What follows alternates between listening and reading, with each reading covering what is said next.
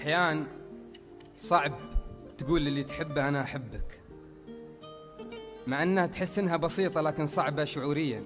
كلاميا سهلة، فيقول أصعب شعور إني أحبك ولا أقدر أقول. وأصعب كلام الكلام اللي في أول لقى أتعمد الصمت، أبي منك السوالف تطول.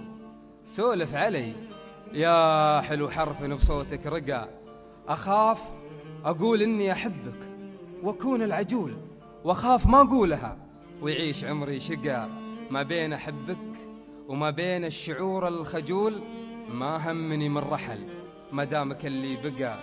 لا تقول أحبك، أنا يكفيني إنك تقول يجعل هذا اللقاء ما يكون آخر لقاء.